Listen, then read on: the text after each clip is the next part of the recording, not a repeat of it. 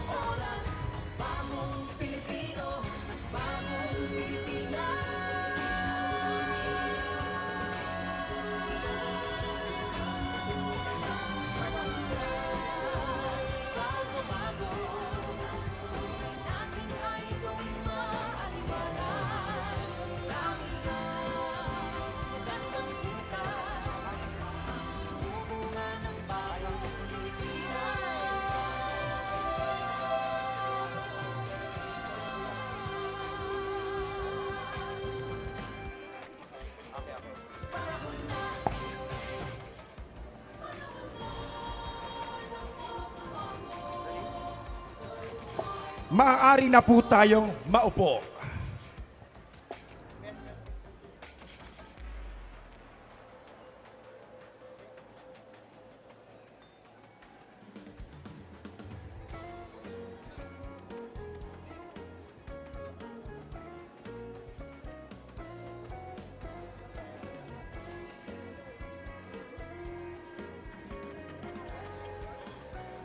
Magandang hapon po sa inyong lahat. Tayo ay nagtipon-tipon ngayon para sa programang Bawat Bayan Makikinabang Negros Oriental. Ladies and gentlemen, ating pakinggan ang mensahe ng Pangulo ng Republika ng Pilipinas, Ferdinand Marcos Jr.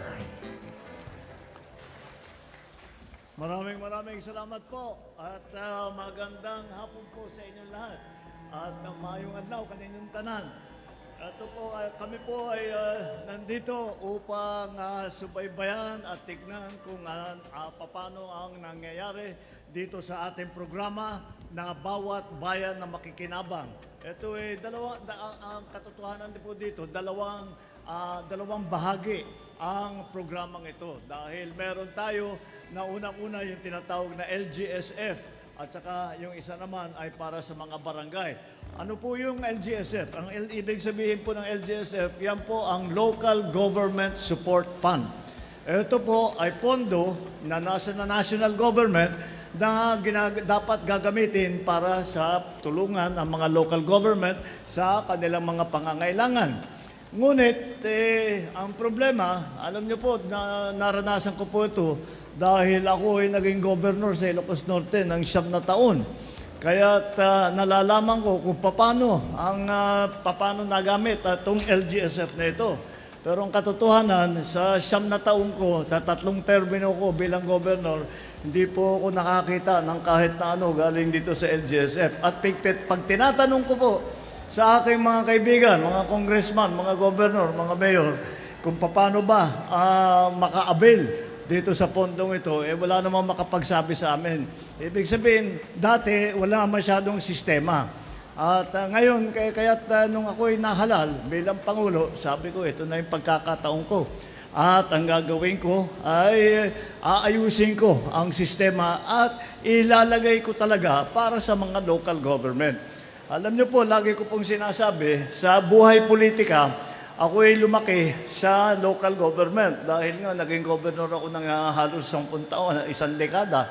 At nakikita ko po na hindi masyadong maganda ang pag-uugnay kulang. Hindi naman sa hindi maganda pero kulang ang pag-uugnay ng national government at saka sa local government. Ako, sayang naman ito dahil ang daming kakayahan ng local government.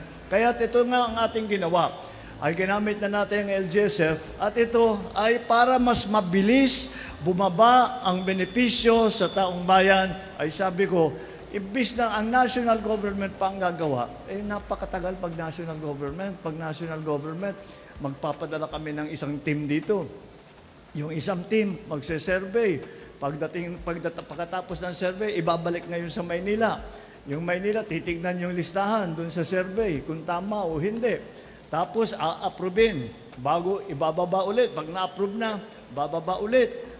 Bibigay na naman tatawa sa akin yung mga mayor dahil alam nila ito eh. Ayan, mga mayor, alam nila lahat. Lahat ng mga local government, alam natin ito. Yung prosesong yun, yung pag-survey ng national government, yung pagdala sa Maynila, pagpataas, darating pa sa akin. Antayin pa yan, ilang buwan yun. Pagbaba, ilang buwan na naman yun. Halos mabilis na yung 6 months na maramdaman ng tao yung ating ginagawa. Kako, sayang naman yung oras at talaga naman meron tayong ninanais na paabutin sa ating mga kababayan na sila naman ay makaramdam kaagad ng kung ano man ang mga naibibigay nating serbisyo, kung ano man ang naibibigay natin ng benepisyo, ay dapat mas mabilis. Kaya ating ginawa ay binigay na natin sa ating mga local government. Yung local government support fund ay binigay na natin sa local government. Dahil ito ang aking paniniwala. Ang gobernador, ang mayor, ang barangay official, wala nang mas nakakaalam na sitwasyon doon sa kanilang lugar kung hindi sila. Nung ako'y gobernador, sabi ko, akong pinaka-eksperto sa buong mundo dito sa probinsya ko. At ganun din ang lahat ng local government official. Kaya sabi ko, nalalaman nila kung ano ba talaga yung tunay nilang pangangailangan. Alam niyo po, ang maraming bagay, maraming issue sa local government na pare-pareho lahat ng local government. Ngunit marami ring issue na iba-iba. Kaya hindi mo masasabi na isa lang ang gagawin mo, lahat mabibenepisyuhan. Hindi po nangyayari na ganon. Kaya biniiwan na natin sa local government, sila ang magdesisyon kung saan nila gagamitin ang pondong ito. Ang hiningi lang namin ay isama itong rice giving program para sa ating mga kababayan na nangangailangan. Ayun na nga, pagka gagawin namin na national government ang gagawa ng listahan, napakatagal, kako sa kanila, sa karanasan ko, ang local government, na local government executive, yung listahan ng mga nangangailangan, halos araw-araw binabalik-balikan yan at tinitignan kung sino idadagdag, sino pwede nang tanggalin, sino nang may namatay na, may bago na naman, etc. etc. Lahat yun ay ginagawa na ng local government. Sabi ko, bakit tayo pa ang gagawa? Kaya sabi ko, gamitin natin ang mga listahan ng ating mga local government official at magbigay sila kung sino ang mga qualified na beneficiary para bigyan natin nitong tulong ng rice giving program. Ito po yung nakikita ninyo, tigsa 10 kilo na sako ng bigas at ibinibigay po natin sa mga household na alam natin na nangangailangan ng tulong. At alam niyo po, nung ako'y unang umupo, in-interview po ako at tinanong sa akin kung ano ba ang talagang gusto mong mangyari, ano bang hangarin mo, ano bang pangarap mo para sa Pilipinas. At inisip ko na mabuti at napakasimple lang. Ay sana naman mangyari na dumating na ang araw na wala nang gutom na Pilipino. Kaya yan po ang aking pangarap. Kaya sinama na po natin ang itong ganitong klaseng programa na may tigsa 10 kilong sakong bigas para sa lahat ng mga qualified beneficiary. Sino bang mga qualified beneficiary? Ang qualified beneficiary, yun sino po? Ang nangangailangan ng tulong na hindi nakakatiyak sa kanilang pagkain, hindi nakakatiyak na kakain ng 3 beses sa isang araw. Hindi nakakatiyak na sila ay kakain ng mapapakain nila ang kanilang mga pamilya. Yan po ang ating mga hinahanap at sinasabi natin, kailangan natin tulungan para naman masabi natin, napupunta na tayo dun sa araw na yon na masabi natin ay mabawasan na ang pangangailangan ng ating mga kababayan na hindi nga nakakatiyak sa kanilang pagkakain. Kaya alam po ninyo, ito naman ang ginawa natin, kasabay po nito, yung sa Kadiwa Center natin, yung 20 piso na bigas. Ganon din po, yung mga 4P, yung mga nasa ilalim ng 4P, binibigyan po natin ng, kung may kakayahan naman, na mula nung sinimulaan natin itong mga programang ito, 6.5 million Filipinos have been removed from poverty. Ibig sabihin, 6.5 milyon na Pilipino na dati ay nakakasubok ng gutom ay hindi na ginugutom. Kaya naganda naman ang naging effect. Ako'y natutuwa na yung ating mga ginagawa ay meron talagang natutulungan at marami talaga tayong naiaahon sa kagutuman at sa kahirapan. Kaya po, ito ay papatuloy po natin. Alam nyo po, itong wag nyo pong isipin na ang pagbibigay nagtigsa 10 kilo na sako ng bigas, minsanan lang. Ito po ay gagawin natin ng 6 na beses sa isang taon. Every 2 months po. Bawat 2 buwan, magbibigay po ulit tayo nito. Yung ibang probinsya, nakadalawang ikot na eh. Dito, you've done one, nakaisang ikot na dito sa Negros. At patuloy po yan. Huwag nyo pong isipin na ngayon lang yan. At hanggat nangangailangan ang ating mga kababayan, hanggat meron pang kailangan alagaan, alalayan, tulungan, ay ibibigay po natin lahat ng ating kakayahan upang tumulong, upang mapaganda ang inyong buhay. At kasama po dyan, yung sabi ko sa inyo na 2 bahagi yan. Yung isa pang bahagi ay yung naman ay binigay naman natin para sa mga bara-barangay. Dahil yan din po ay naranasan ko po sa pagka-governor ko. Alam ko naman may share talaga ang barangay. Pero pag humingi yung barangay, ano yung sinasagot sa inyo? Sorry, nagamit na naubos na dahil nagamit sa ibang bagay. Kung minsan talagang kailangan, pagka binagyo, kapag may nangyari, kailangan talagang gawin yun. Kaya ang ginawa ko po, sabi ko, meron din tayong pondo sa Office of the President na nanggaling sa Office of the President. Itong pondo ito ay binuo namin para tulungan ang ating mga barangay. Kada barangay, bawat barangay sa buong Pilipinas ay binibigyan ng Office of the President ng 200,000 pesos. Bawat barangay po yan. Ang hiningi-hingi lang namin ay na yung kalahati nun ay gagamitin para sa ating mga scholar. Andito yung mga scholar natin. Sila na ngayon, ang tukoy sa kanila, sila ay mga presidential scholar na ngayon dahil galing po sa Office of the President. Ang sinabi natin sa mga barangay official, namin, yung 200,000 para magkaroon sila ng presidential scholar. At ito po at ang hiningi po natin sa mga chairman, sa mga opisyal, ay kako sa kanila, ay mapin ninyo yung mga estudyante na malapit ng magtapos. At mukhang baka mahirapan na magtapos dahil kulang sa pambayad, kailangan magtrabaho, kung ano man ang dahilan. Kaya bigyan natin ng suporta nitong 20,000 na ito upang maipatuloy nila ang kanilang pag-aaral at makapagtapos sila. At sa ating mga scholar, ay ito sa ating mga scholar, ito po ay para pagandahin natin ang edukasyon dito sa Pilipinas. Alam niyo po, lagi ko pong sinasabi noon pa, ito po ang turo sa akin, na ang pinakamahalagang serbisyo, pagkatapos natin pakainin ang ating mga kababayan, ay kailangan yung mga kabataan ay ang importanteng serbisyo para sa kabataan ay ang edukasyon. Kaya po, ang budget ng 2026 at saka yung susunod na budget sa susunod na taon, ang pinakamalaking budget sa lahat ng departamento sa national government ay nasa DepEd, nasa Department of Education, dahil kailangan talaga natin na turuan ng mabuti at i-training ng mabuti ang ating mga kabataan. Kaya natin ginagawa itong programang ito.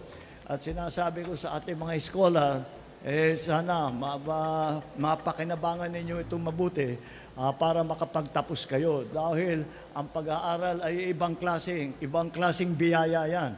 At ito ang pag-aaral, pag maganda inyong training, kapag magandang napag-aaralan ninyo, ang kaalaman ninyo na makukuha ninyo sa magandang pag-aaral, yan ay yaman na sa inyo na talaga yan. Hindi na makukuha sa inyo yan. Hindi na mananakaw, hindi maaagaw ng kahit sino man sa inyo yung inyong kaalaman na natutunan ninyo sa eskwelahan o sa training o kung saan man. Dahil ito ay makakatulong. Ito ay handa para maging leader na pagdating ng panahon. Alam ko kayo sa edad ng mga estudyante, iniisip niyo malayo pa siguro yan bago kailangan na pumasok sa seryosong trabaho. Siguro matagal pa rin pero nang tinuturo sa atin ang pag-asa ng bayan ay ang ating kabataan. Totoong-totoo po yun. Kaya itutuloy-tuloy po natin ito, pagbubutihin natin ito, gamitin nyo sa tama yung ating naibigay na tulong na 20,000 at sana naman pagka nagkita tayo ulit, may hawak na kayong diploma, may hawak na kayong certificate, may hawak na kayong papakita na may kaalaman na kayo. At patuloy din po ito. At yun lagi kong sinasabi sa mga local government officials, pagka naging maganda itong ating ginawa, kapag mapakita natin na itong mga programang ito, itong rice giving program, itong LGSF para sa lokal, yung para sa barangay, sa mga scholar. Teka, bago ako magtapos, yung palang natirang 100,000, di ba 200,000 yung bibigay natin sa bawat barangay. 100,000 ay sabi natin, bibigay natin sa ating mga scholar. Yung natirang 100,000, ay hindi na kami magsasabi sa inyo. Kayo nang bahala ron. Dahil, kagaya ng sabi ko, alam ninyo ang pangangailangan ninyo, kadalasan, alam din ninyo ang solusyon. Kaya yung 100,000 na yan, iniiwan na namin sa inyo, saan nyo gagamitin. Yung mga, sa pag-iikot namin, iba-iba ang pinaggamitan ng mga barangay. Merong barangay, bumili rin ng bigas para makapag-distribute, makadagdag dito sa distribution namin. Meron bumili ng motorsiklo, meron bumili ng monoblock, meron bumili ng computer, meron bumili ng Starlink, kung ano-ano. Kung saan nyo pag nais gamitin nyo para makatulong sa inyong barangay, para makatulong sa inyong komunidad at sa inyong mga constituent. Yun naman ang pinakamahalaga na makapagbigay tayo ng tulong sa lahat ng ating mga kababayan na nangangailangan. Asahan po ninyo at lagi ko sinasabi sa ating mga local government official, pag maging maganda ang resulta nito, ay titiyakin natin na sa darating na panahon, dagdagan pa natin yung budget na para dito sa local support na binibigay natin. Kaya asahan po ninyo, asahan po ninyo na andito po ang inyong national government kasama ang lahat ng local government official na magandang pagkooperasyon, magandang ugnayan, magandang pagsasama. At asahan ninyo na kami nandito, nasa likod ninyo at lagi naming tinitiyak na yung mga kababayan natin na dapat tulungan, yung mga kababayan natin na kailangan na maalalayan, ang mga kababayan natin na may pangangailangan pa rin, ay gagawin namin ang lahat ng maaari ng gawin ng national government para tumulong sa inyo. At kami po ay hindi nanguutos lamang na sinasabi, ito yung gawin ninyo, yan ang gawin ninyo. Hindi po, kami din ay nakikinig. Kaya kung anuman ang inyong mga hinain, kung anuman ang inyong mga naiisip na kailangan ayusin, o meron kayong naisip na dapat gawin, ay sabihan nyo po kami, sabihan nyo lahat, yung mga local government officials, nandyan lagi, andyan din po ang mga ahensya ng national government. Sabihin ninyo kung ano po ang nasa isip ninyo upang alam namin, kailangan namin malaman kung ano ang mga pangangailangan. Hindi natin malalaman ito kung hindi nyo po sabihin sa amin. Kaya kailangan nag-uusap ang pamahalaan, ang pamahalaan at saka ang mamamayan ay madalas na nag-uusap at malaman ng lahat kung ano ba ang nangyayari sa inyong lugar, kung ano nga ang pangangailangan. Yan po ay asahan ninyo na ang inyong national government, ang inyong gobyerno, ang buong pamahalaan mula sa national, lahat ng departamento sa national, hanggang sa local, hanggang sa bayan, hanggang sa lungsod, hanggang sa barangay, ay nandito upang tulungan kayo at asahan ninyo na kung ano ang serbisyo, kung ano ang benepisyo na sa palagay ninyo ay kailangan ninyo hanggat maaari, hanggat kaya namin gagawin po namin upang tulungan kayo, upang mabigyan kayo ng ginhawa, ng kaunting ginhawa sa inyong mga buhay at sa inyong mga pamilya, sa inyong mga anak, sa inyong mga komunidad. At sa ganon ay mararamdaman yan sa buong Pilipinas. Dahil kung ginagawa po natin ito, grassroots ito na programa. Hindi po ito yung malalaking project. Meron din po tayo maraming malalaking project. Pero importante na may grassroots program tayo para Ang ating mahal na Pangulo.